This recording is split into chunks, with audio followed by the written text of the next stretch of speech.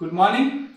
Competitive ఫీల్డ్లో ఉన్నటువంటి ప్రతి విద్యార్థికి, ఈ సంవత్సరం ఉద్యోగిగా మారబోతున్న ప్రతి నిరుద్యోగికి, ఆల్రెడీ ఉద్యోగం చేస్తూ ఇంకా ఉన్నత స్థానాల కోసం ప్రిపరేషన్ కొనసాగిస్తున్నటువంటి ఉద్యోగులకి అందరికీ కూడా నూతన సంవత్సర శుభాకాంక్షలు అండి.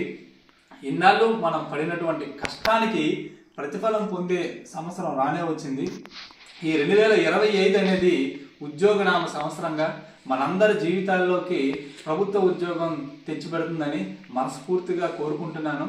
మనల్ని నమ్ముకుని ఉన్నటువంటి మన తల్లిదండ్రులకు కానీ, మన మిత్రులకు కానీ, మన జీవిత భాగస్వాములకు కానీ 2025 సంవత్సరంలో మనం గవర్నమెంట్ జాబ్ కొట్టి ఒక మంచి గిఫ్ట్ని వాళ్ళకి అందజేస్తామని కోరుకుంటున్నాను.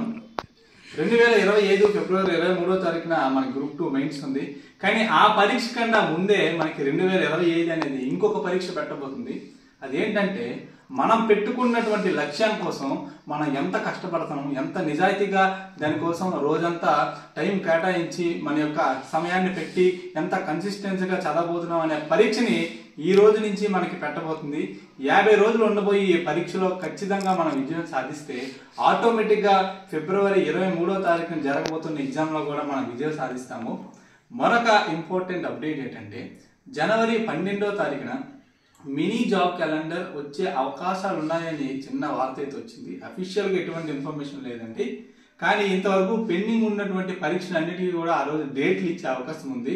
ఫర్ ఎగ్జాంపుల్ JLDLకి సంబంధించి కానీ ఇలాగ మొదలగిన పరీక్షలకి ఆ రోజు డేట్లు అనౌన్స్ చేయొచ్చు. మరొక ఇంపార్టెంట్ విషయం, చాలా ముఖ్యమైన విషయం ఏంటంటే, ఫారెస్ట్ బీట్ ఆఫీసర్ సంబంధించి దాదాపు 600 దాటి పోస్టులతో నోటిఫికేషన్ విడుదలయ్యే అవకాశం కూడా ఉంది. జనవరి 12వ తారీఖున ఇంటర్మీడియట్ క్వాలిఫికేషన్ కాబట్టి దాదాపు 3 నుంచి 4 లక్షల మంది ఈ ఎగ్జామ్ ప్రిపేర్ అయ్యే అవకాశం ఉంది. ఇది ఒక మంచి సువర్ణ అవకాశంగా భావించండి. మరియు సెప్టెంబర్ నెలలో కూడా ఒక పెద్ద జాబ్ క్యాలెండర్ రావచ్చని వార్తలు అయితే వస్తున్నాయి. ఏదేమైనప్పటికీ కూడా మనం ఇన్నాళ్ళు జీవితంలో పడినటువంటి కష్టాలకి, మనం ఎంతో ట్రై చేసినటువంటి, ఎంతో మనం ప్రాణం పెట్టి చదివినటువంటి ఈ కాంపిటేటివ్ ఫీల్డ్లో మనం అంటే ఏంటో ప్రూవ్ చేసుకోవాల్సిన సమయం వచ్చింది. అందరికీ 2025 సంవత్సరం మంచి కలిగించి ఉద్యోగనామ సంవత్సరంగా మారుతుందని ఆశిస్తూ మరొకసారి అందరికీ కూడా హ్యాపీ న్యూ ఇయర్. దాంతోపాటు మీ యొక్క బ్లెస్సింగ్స్, మీ విషెస్ కూడా నా మీద ఉంటాయని ఆశిస్తున్నాను. Thank you.